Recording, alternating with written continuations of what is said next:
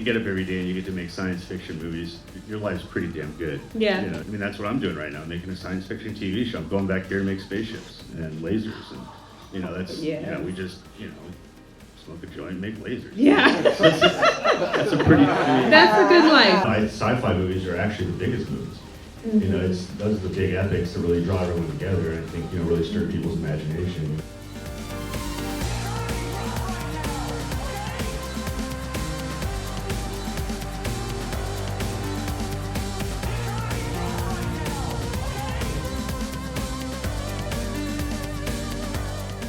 As much as you can, start building relationships with the distributors and sales agents. They'll all give you different criteria, but when you meet that criteria, now you've got a sales outlet. Now when you're talking to an investor, it's not just a great story, it's also like, I've got a market-ready product. So Southbox is my company. There's also another group I think will help filmmakers because it's got like a whole checklist of all these investor type things. It's called AtlantaFilmAngels.com. It's a not-for-profit. It's a group for investors, but if you go there and you click on the producers tab, it has a whole list of the criteria that we're thinking about when we're considering projects. And you can submit projects, and I've gathered all the investors in the region to try to, funnel these projects in front of them in a way that will be maybe more palatable than a bunch of random people reaching out to them directly. So how did you hear about the film festival? So I recently moved to Atlanta. I've only been here for about a year, so this is the first time I've heard about it. Heard about it this week. I got posted on Reddit. So what did you think about the movie? I thought it was very brave. Most people try to stick into like a box. It felt like it was something that could have been made like in the 70s or like 80s, like the whole like cult cinema. Yes. Midnight screening. Got a lot of like Hodorowski, Sun Ra, like all that kind of like vibes from it. Wow, it was like watching 4D chess. It was levels of like introspection on everything that's current. It's a statement. It kept you hooked. What has been your favorite short film festival so far? So far, I like I Don't Want to Be Alone. I like Mimeo. Beautiful Bunkers is my favorite without question. There's something bleak about it, but there's something poetically bleak about it that I can appreciate.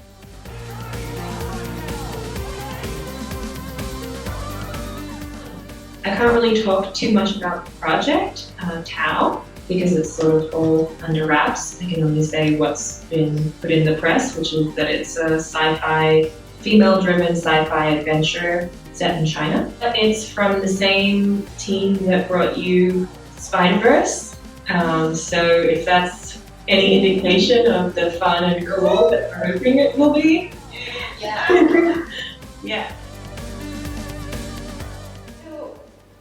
There's been sort of a recent boom or recent recognition in Asian and Asian American writers in science fiction. Could you maybe share a couple examples and talk a little bit about what you mean by transnational Asian features? So this is this idea of previous literature and films, and even current literature and films, being kind of white-centric. So these narratives where you have Asian bodies and technologies and philosophies as a kind of background or signifier to say, we're in the future. So an example would be Blade Runner. We don't really have main characters who are Asian, but we do have a lot of like neon signs with Chinese and Japanese.